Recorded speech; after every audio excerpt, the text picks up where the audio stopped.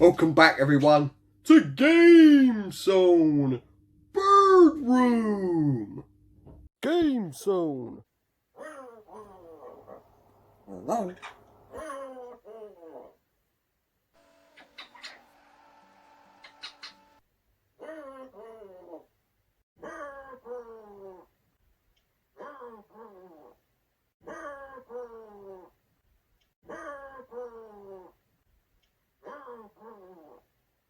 GameZone. And of course it's not the GameZone Birdroom without my birds. Hello.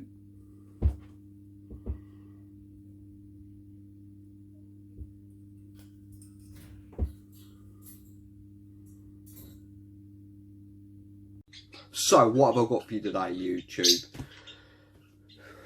How'd you like me Christmas gear? Is it me or is it a bit creepy with the 4 eyes? Ooh, very scary. Should have worn this for Halloween instead of Christmas. Anyway guys, what have I got for you today? Well, it is a Christmas review of Quake. The gift I got from my good friend John Bundy. This is what he wanted. I must stress, I am absolutely awful at this game. I have really tried my best. The best I can do was to get up to level 2. I'm so sorry. But anyway guys, let's have a look and dive not very deep into this game. And here we go. Quake for the Sega Saturn. Quake is a first-person shooter developed by ID Software and published by GT Interactive in 1996. Originally for the PC. Then it was ported to the N64. And of course, this version that I'm playing, the Sega Saturn. Now, the Saturn version doesn't use the Quake engine. The engine that it was built on for the PC. It was literally built from the ground up by a team called Lobotomy Software. Sega originally bought the license for Quake after the original version was cancelled, which was actually by GT Interactive. Not too sure if they struggled with the Saturn's architecture. Quite possibly. I mean, it was a very difficult machine to program for. So the engine that powered this version was Lobotomy's own engine called SlaveDriver. It's the same game engine that powered the Sega Saturn version of PowerSlave and Duke Nukem 3D, which were fantastic games. I mean, really great games. And it showed what the Saturn could actually do when given to a team that really understood the complexity of the system. And Lobotomy, well, they really did understand the system. As you can tell by watching this footage that I'm badly playing, I do apologise for that. You know, it does look fantastic. It does suffer from frame drops, but it's got that dark grittiness feel like the original PC version. And look at that lighting source. It's brilliant. It really is good.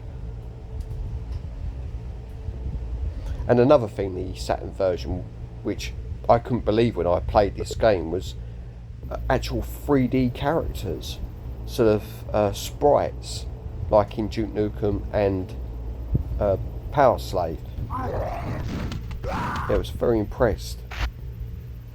I mean, when I played this game originally on a PC, I mean, you needed a beefy PC to play it.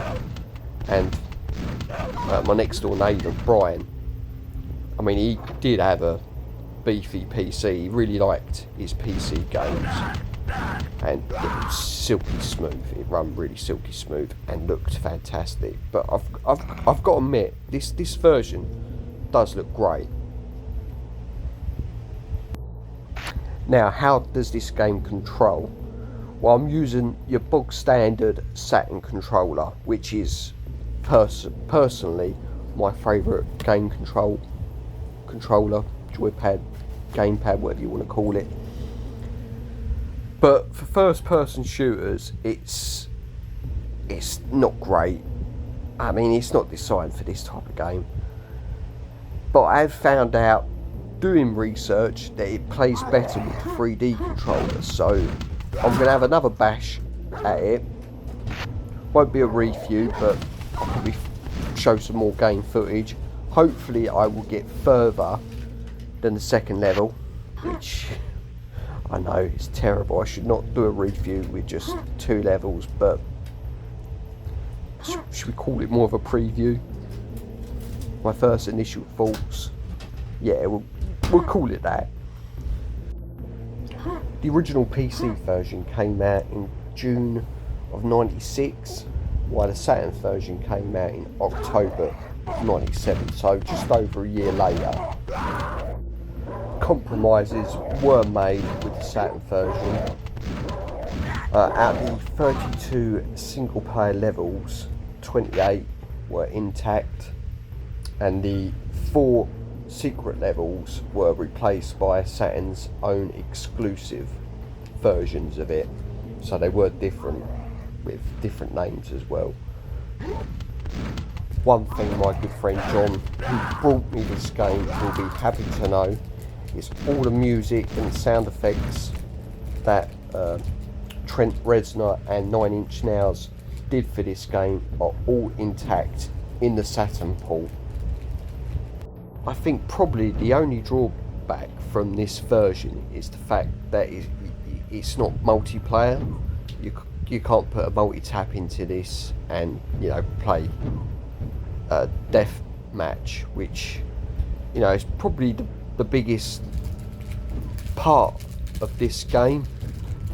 And to have it not on the Saturn was a major blow, I think.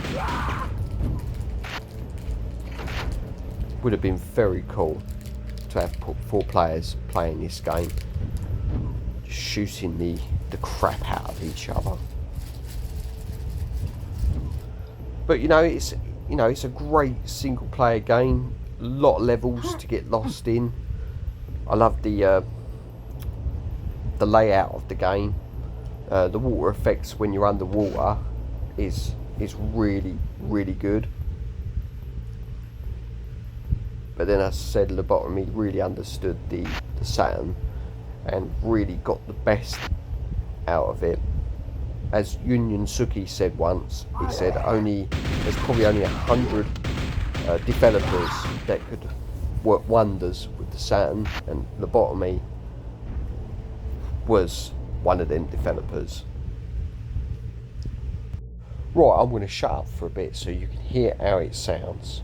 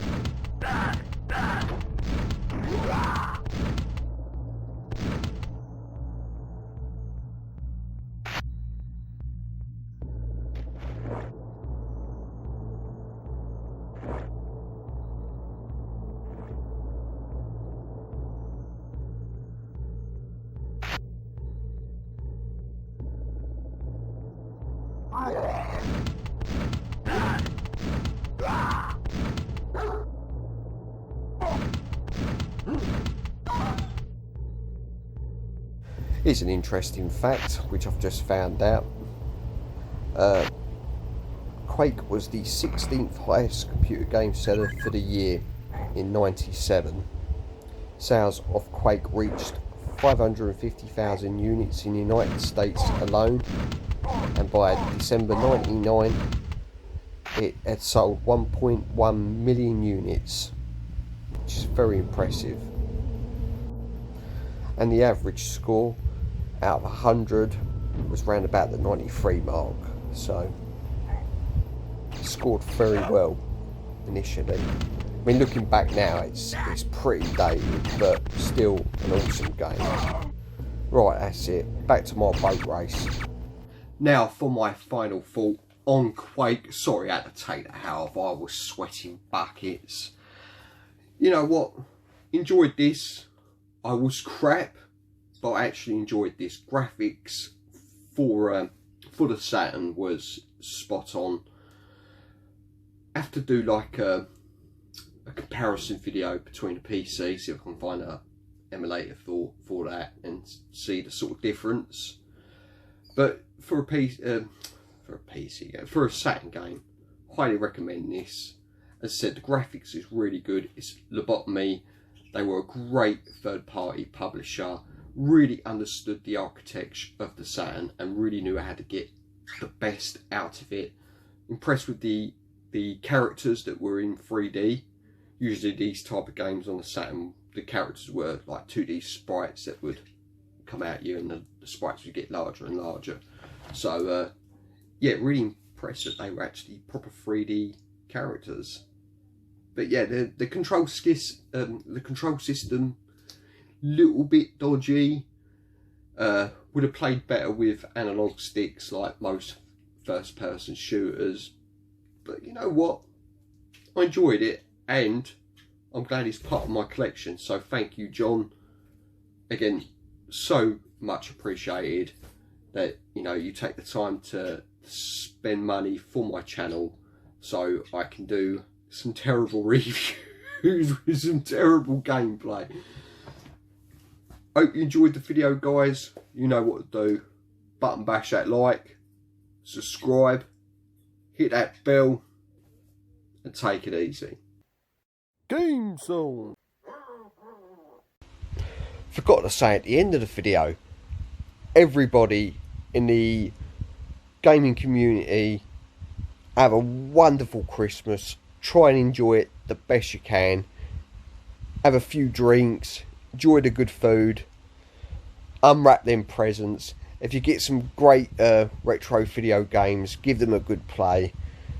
And take it easy. Also, John, a personal thank you for the game. Really enjoyed it, mate. Have a wonderful Christmas with the family. Take it easy. GameZone.